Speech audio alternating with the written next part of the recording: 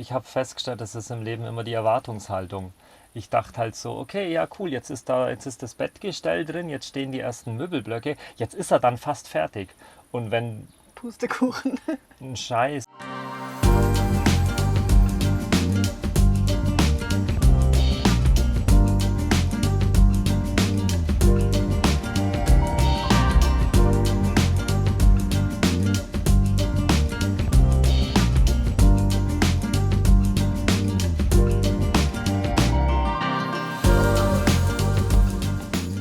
Wir sind Mira und Fabian und wir leben jetzt seit einem Jahr in unserem Camper Jimmy und reisen aktuell vor allem noch durch Europa.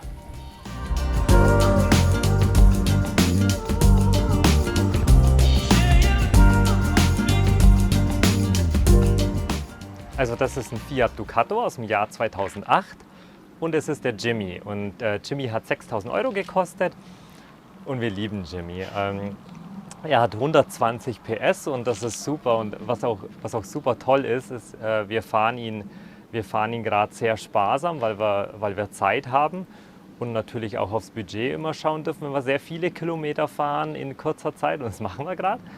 Und können ihn gerade mit so 7,5 Liter fahren. Das ist super cool. Und er ist 6 Meter lang und wiegt 3 Tonnen. Also unser Ausbau war sehr leicht, weil das Holz einfach leicht war. Und früher war er ein Servicewagen für die Firma New Holland. Die machen so Landmaschinen.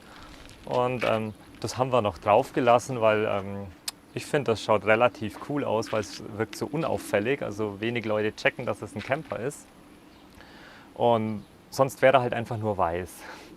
Ja, das ist irgendwie so der Mehrzweckbereich. Also wir haben hier natürlich offensichtlich die Küche, aber wir haben auch unser Bad. Wir haben ein Bad unter dieser Klappe hier. Und da ist unsere Toilette und Badezimmerschrank. Wir haben da eine Box hier drin, das ist eine Trockentrenntoilette. Machen hier die Tür auf und dann geht's auch schon los. Ja, wir sind gerade dabei, hier noch eine Dusche einzubauen, weil wir gemerkt haben, so Vollzeit auf Reisen wäre es irgendwie doch ganz nett, eine Dusche zu haben. Die ist da drunter, unter dem Boden. Also es ist noch nicht fertig, es ist gerade noch im Ausbau. Da kommt dann alles hier raus. Oh mein Gott. Genau, dann ist die Bodenplatte draußen. Das ist der Duschvorhang, der ist noch nicht installiert und dann stellt man sich tatsächlich einfach hier rein.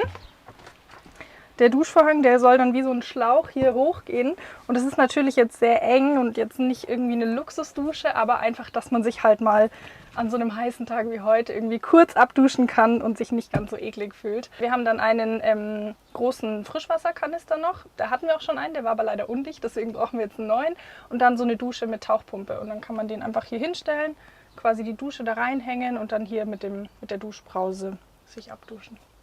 Wir haben uns kennengelernt und wollten beide gerne viel reisen. Das war uns irgendwie klar, das war so unser gemeinsames Ziel, aber viel mehr Substanz hatte dieser Traum irgendwie noch nicht. Und ich glaube, ich habe irgendwann mal ein Bild irgendwo gesehen von so einem Van und dann haben wir uns gedacht, ach, das ist ja eigentlich voll clever, dann ist man unterwegs und hat aber sein Haus einfach mit dabei. Und ich glaube, so ist das entstanden. Dann war dieser Traum da. Ja, und dann hatten wir den ganz lang, diesen Traum. Und irgendwann haben wir dann auch gesagt, hey, pass auf, wir müssen dem jetzt eine Deadline geben, weil sonst bleibt es immer nur ein Traum. Und dann haben wir gesagt, hey, im Frühjahr 2022 haben wir den Van und bauen den aus. Und da habe ich mich dann auch täglich hingesetzt und habe das visualisiert, jeden Morgen. Wie fühlt sich das an? Wie ist das? Was erleben wir dann da? Und jeden Morgen ist dieser Film abgelaufen in der Morgenroutine und dann ging auch alles ganz schnell. Wir beschäftigen uns schon sehr lang mit diesem ganzen Thema Visualisierung und Persönlichkeitsentwicklung. Und ich habe das alles nicht wissenschaftlich überprüft, sondern habe das einfach ausprobiert. Ich habe mal diesen Satz aufgeschnappt, hey, dein Hirn kann nicht unterscheiden, ob du dir nur was vorstellst oder was wirklich erlebst und was wirklich schon da ist. Und es heißt quasi, wenn du dir das vorstellst und es fühlst, dann sendest du Energie raus ins Feld und dann ziehst du das an wie ein Magnet. Und das haben wir schon einige Male davor bewiesen und mit dem Camper haben wir es dann halt auch gemacht, weil ich schon wusste, das hat funktioniert. Und so war es dann auch. Also durch dieses Fühlen und Erleben war das schon da und es war so sicher, dass das passieren wird, obwohl wir zu der Zeit pleite waren. Also wir waren sehr weit davon entfernt, 25.000 Euro für so ein Projekt zu haben. Wir hatten nicht mal 10%, nicht mal 5. Wir kochen mit Induktion tatsächlich. Wir haben uns ganz viele Gedanken gemacht und uns dann gegen Gas entschieden. Erst war das so ein bisschen so ein Gefühlsding von mir, weil ich mich nicht so 100% wohl mit Gas gefühlt habe, als wir mal so einen ganz alten Wohnwagen hatten. Mittlerweile, glaube ich, würde ich das entspannter sehen. Aber wir sind trotzdem ganz froh, weil man ja doch viel Platz für so eine Gasflasche braucht und der ganze Kasten ja irgendwie für diese Gasflasche draufgehen würde. Und wir brauchen echt diesen Stauraum, den wir da haben. Und es ist halt auch ein Ding weniger, um das wir uns Gedanken machen müssen, aufzufüllen. Und deswegen sind wir ganz happy mit dem Induktionsherd. Ja, wir haben diese Vorratsgläser ursprünglich in unserem Hängeschrank gehabt, aber da haben sie einfach alles blockiert, dann ist immer alles rausgefallen oder man ist an gar nichts hingekommen. Und dann haben wir in Griechenland tatsächlich dieses Regal gebaut. Wir haben so ein bisschen Treibholz immer am Strand gesammelt, das uns gut gefallen hat, hatten so ein anderes Umbauprojekt, das wir dort gemacht haben und noch ein bisschen Holz übrig, das ist dann das hier unten. Und dann haben wir das sehr kurz entschlossen dahingeschraubt und witzigerweise fungiert das mittlerweile auch als Halter hierfür. Also das lehnt einfach hier an.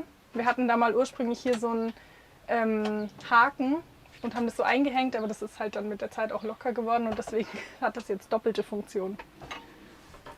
Und unser Kräuterregal, da ist jetzt gerade mal ein frischer Rosmarin eingezogen. Meistens halten die Kräuter da irgendwie nicht so lang drin, gerade so Basilikum, Petersilie und so. Aber wir versuchen es immer mal und jetzt mit dem Rosmarin haben wir Hoffnungen, dass er ein bisschen länger bleibt, weil eigentlich ist es ja schon super schön, so mit frischen Kräutern zu kochen und das war so ein bisschen der Traum mit diesem Regal. Wir sind schon einige Jahre selbstständig, aber so wirklich Geld verdient haben wir nie. Und dann habe ich mal eine Familienaufstellung zu diesem Thema gemacht. Könnt ihr mal googeln, geht jetzt glaube ich ein bisschen zu weit, das zu erklären. Und habe dann dieses Geldthema für mich gelöst. Und nach dieser Aufstellung bin ich in die volle Selbstständigkeit gegangen mit einem Business, wo ich Trinkhalme verkaufe, nachhaltige. Und plötzlich habe ich Geld verdient, viel Geld. Und auf einmal hat es zack gemacht und guten Monat gehabt, zweiter Monat der Selbstständigkeit. Auch ein bisschen was gedreht mit meinem Auftraggeber und zack war das Geld für den Van da. Und dann haben wir uns so angeguckt, Mira, wir können jetzt den Van kaufen. Und dann saß ich mit dem Handy quasi auf Toilette bei eBay Kleinanzeigen. Du musst erzählen, was ich währenddessen gemacht habe. Ah ja, genau. Ich saß währenddessen nämlich im Wohnzimmer und habe aus dem Architekturzeugs, was mein Papa so zu Hause hatte, habe ich ein Modell gebaut von dem Van, wie wir dieses Layout haben wollen, weil wir uns so viele Gedanken gemacht haben, wie dieser Van aussehen soll und ich musste das einfach mal bildlich haben und sitze da im Wohnzimmer und bastel mein Modell von diesem Van. Genau, also Mira sitzt im Wohnzimmer unten, bastelt den Van. Ich sitze oben auf dem Klo auf eBay Kleinanzeigen und suche nach einem Van.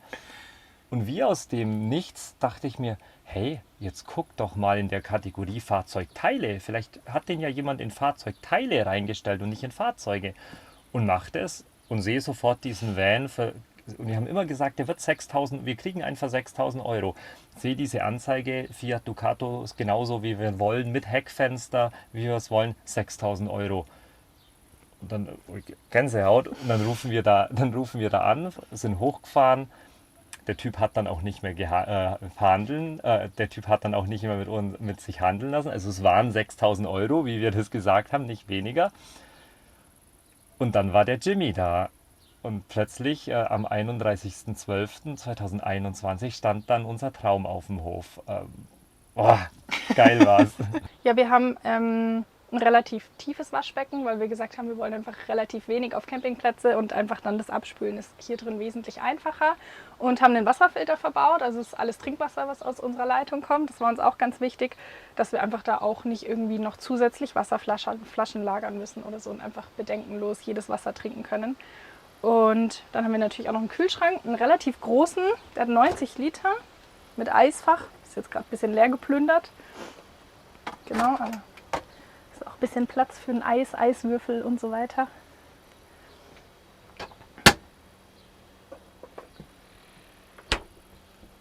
Ja, wir haben hier so eine L-förmige Sitzbank eingebaut. Wir haben uns super viele Gedanken gemacht, wie wir das Layout so gestalten wollen, weil wir halt beide von unterwegs aus arbeiten und gesagt haben, wir brauchen einfach gut Platz, dass wir hier zu zweit entspannt arbeiten können. Und dann ist diese Sitzbank eben entschieden mit so einem schwenkbaren Tisch.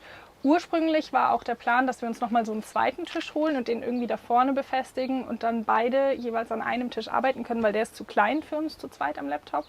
Aber das haben wir dann gemerkt, dass es vom Platz her nicht so gut funktioniert. Also wir hatten mal eine Zeit lang hier so einen Einhaktisch. Und dann musste sich immer, wenn jemand irgendwie aufstehen musste, musste man sich hier durchquetschen, hat den anderen unterbrochen und ist irgendwie ständig so aus dem Fluss gekommen. Und da ist dann auch dieses große Umbauprojekt entstanden, was wir in Griechenland gemacht haben. Aber ich würde sagen, das darfst du nachher zeigen, Fabian. Weil wir dann ja noch einen anderen Arbeitsplatz gebraucht haben. Aber so zum Essen ist es super und auch einfach generell so zum Sitzen ist das natürlich super einladend. Und man kann es auch zum Gästebett umbauen, was wir sehr, sehr selten machen, aber es ist irgendwie ganz cool. Mira hat es gerade schon erwähnt, wir waren in Griechenland und sind ja voll in dieses Vanlife reingestürzt und haben dann festgestellt, Kacke, wir können hier nicht zu zweit arbeiten und sind wirklich angewiesen auf das Geld, weil wir keine Ersparnisse hatten und dann musste irgendwie ein zweiter Arbeitsplatz her. Wir hatten alles überlegt und irgendwann haben wir dann entschlossen, wir müssen unser Bett zersägen. Und wie das dann passiert ist oder was daraus entstanden ist, das zeige ich euch jetzt mal. Also man muss natürlich erstmal das ganze Schlafzeug wegmachen und auch das Bettlaken. Ich zeige euch heute jetzt mal einfach die schnelle und faule Variante. Und hier unten haben wir ein Lagun-Tischgestell und meine Arbeitskiste.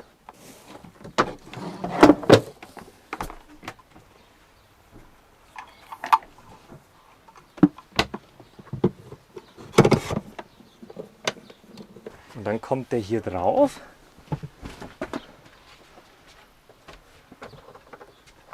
Und dann geht die Party auch immer schon los.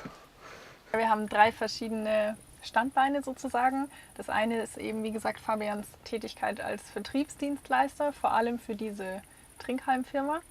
Und dann machen wir noch Network Marketing. Das ist auch so das Business, über das wir uns kennengelernt haben und das so ein bisschen der Türöffner für uns beide war, überhaupt in diese selbstständige Richtung zu denken und irgendwie so große Träume zu haben.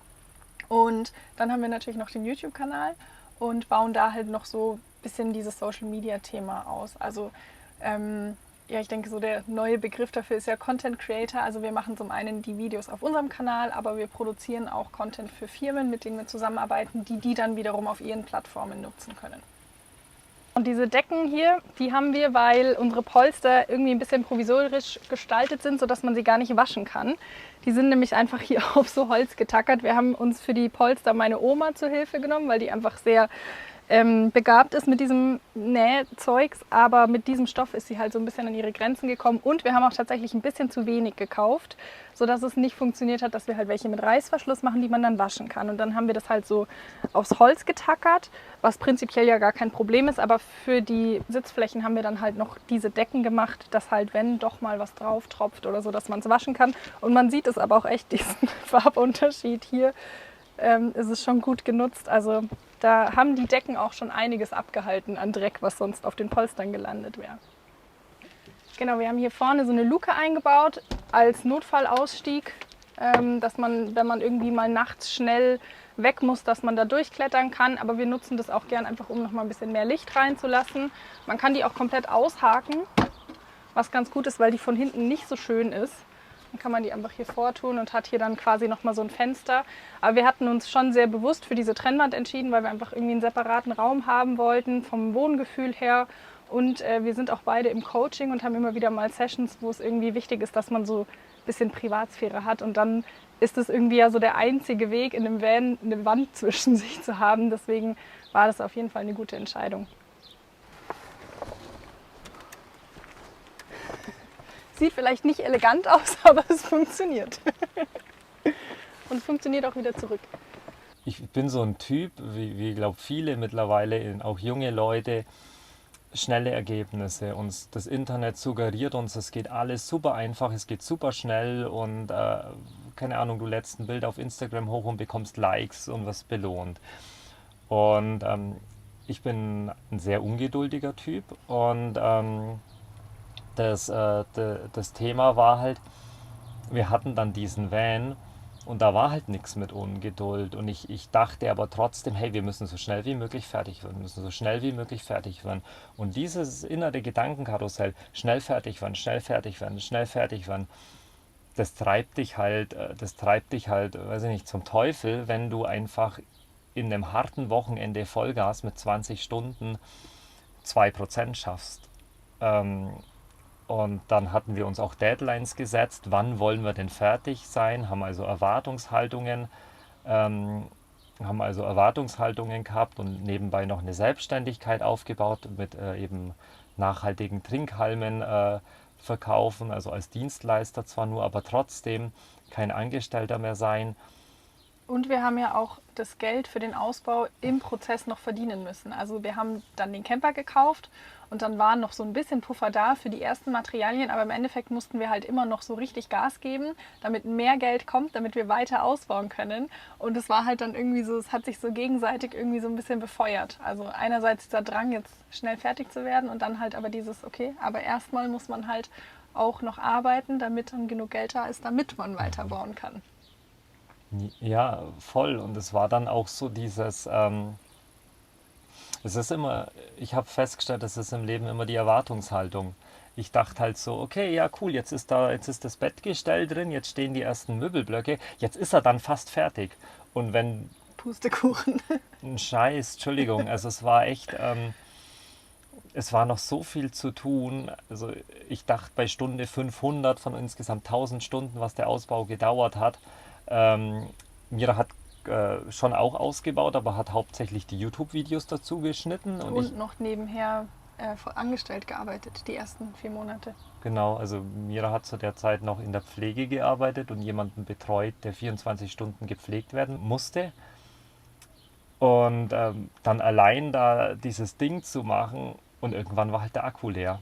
Irgendwann ging es halt nicht mehr.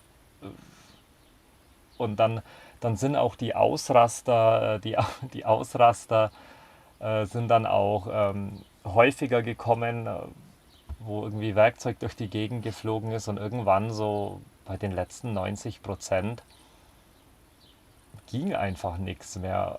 Und dann sind Miras Eltern Gott sei Dank eingesprungen und haben uns da mal noch 2, 3 Tage Vollgas geholfen.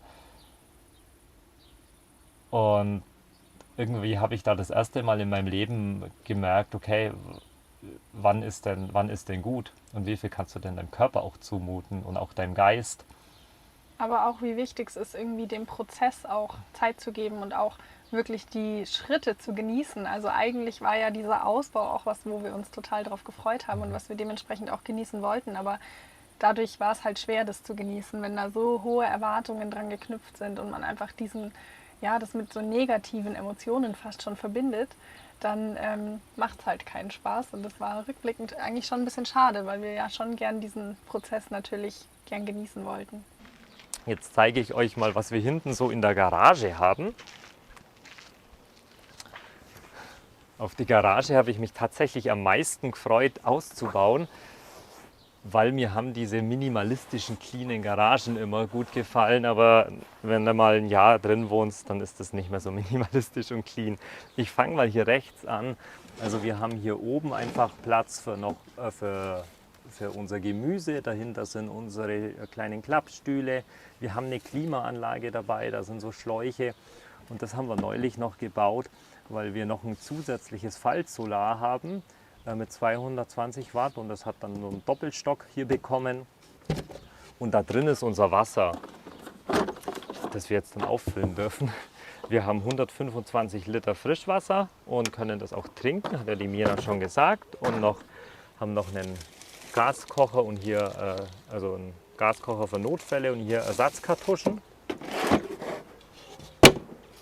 Und dann hier in der Mitte, das war eigentlich frei, aber ich habe festgestellt, wie sehr mir das Fitnessstudio abgeht, weil mir macht das einfach so Spaß, Sport zu machen und Kraftsport für die Seele. Und dann hat mir ein guter Freund diese Hanteln geschenkt, die kosten, glaube ich, 300-400 Euro und du kannst hier das Gewicht so verstellen von 2 Kilo auf 24 und kannst die dann aus dem Magazin nehmen und damit kann ich halt 3-mal die Woche so ein kleines Workout machen und ich lieb's. Die Mira ist nicht so begeistert, weil die hier alles einnehmen, die Hanteln. Und da drauf steht noch unsere EcoFlow, mit denen arbeiten wir über YouTube ein bisschen zusammen. Die haben uns die zur Verfügung gestellt und das ist gerade super dienlich, wenn ich hier hinten arbeite. Hier ist das Kabel, dann wir haben hier keine Steckdosen, dann stöpsel ich hier an und habe hier meinen Saft quasi. Und dahinter sind unsere Yogamatten und hier sind 4-Euro-Kisten noch. Eine für Lebensmittel, dann eine da unten, sag mal, was ist die Drogeriekiste, da sind, was ist denn da alles drin, Mira? Vitalstoffe, Shampoo, Genau, Spülmittel. Vitalstoffe, Shampoo, Spülmittel. Und dann haben wir noch eine Bücherkiste. Ich glaube, wir sind die Einzigen, die eine Kiste voller Bücher dabei haben. Und Spiele. Und Spiele. Wir brauchen sie eigentlich nicht, aber wir haben sie.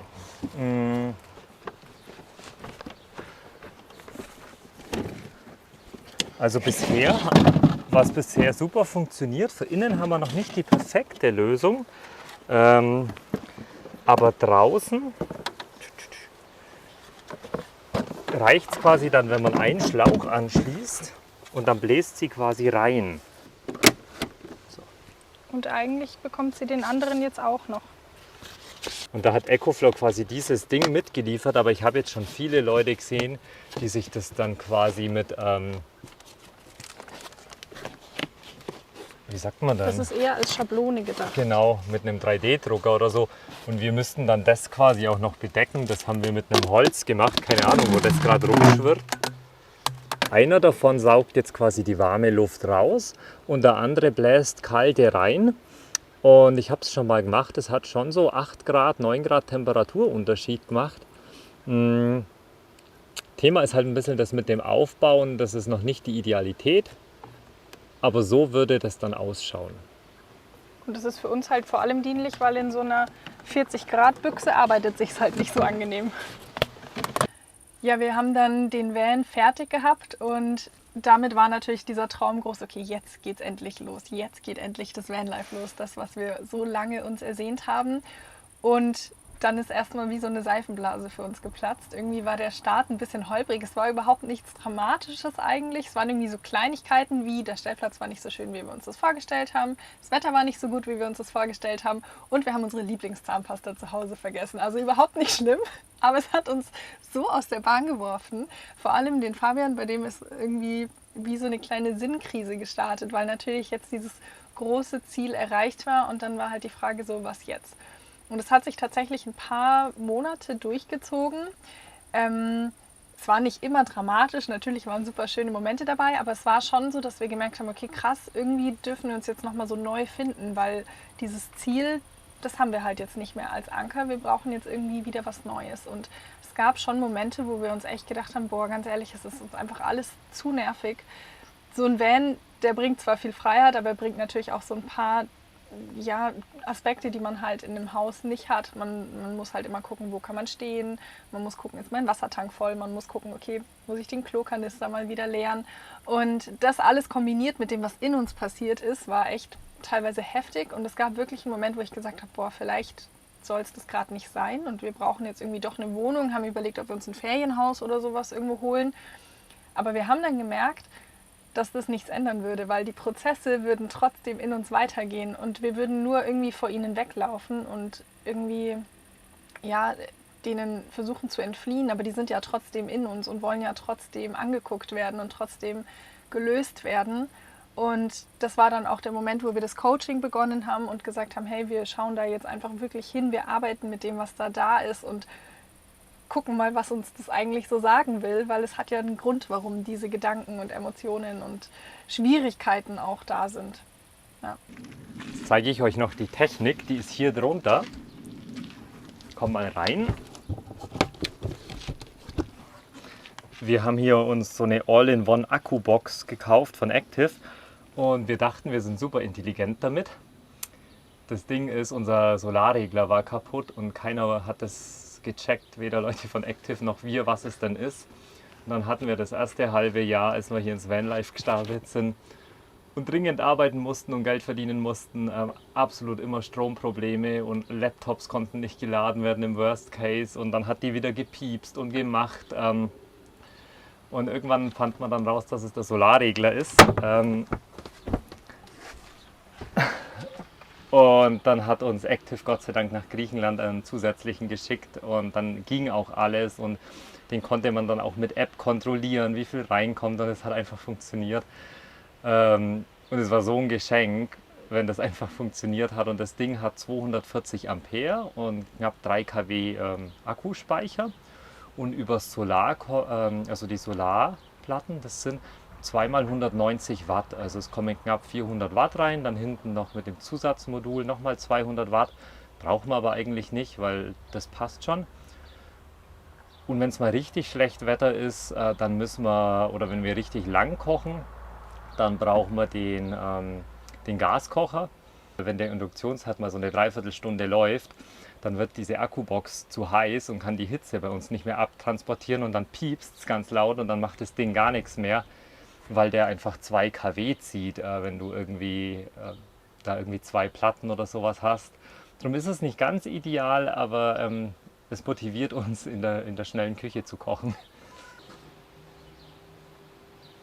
So abgedroschen wie das klingt, aber das Leben findet außerhalb der Komfortzone statt. Also du musst durch den Schmerz gehen, um, sage ich mal, weiß ich nicht, ich wollte jetzt schon sagen, ins gelobte Land zu kommen, wenn wir sagen wollen, der Van ist das gelobte Land. Vor Netflix passiert halt nichts. Und vor Instagram Vans anschauen passiert auch nichts.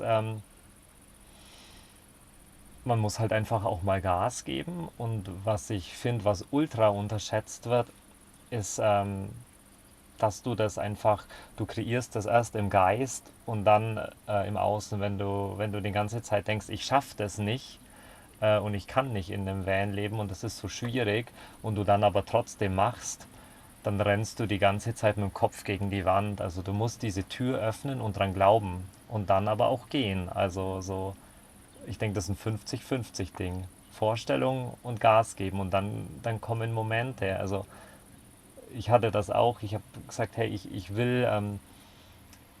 war mir sicher, dass es weitergehen wird, als es uns so schlecht ging. Und wir waren aber pleite letztes Jahr. Und dann hat ein Freund von mir gesagt, hey Fabian, ich merke, es geht dir nicht gut. Ähm, Ich schenke dir ein Coaching, das darf bis zu 1.000 € kosten. Du kannst dein Thema auflösen, ich zahle das. Weil ich aber auch dran glaubt habe, ich rede mir seit 2 Jahren, jeden Morgen sage ich mir, ich ziehe Gelegenheiten an, die mich bereichern und glaub daran. Und die Gelegenheiten, die mich bereichern, die klingeln fast einmal die Woche.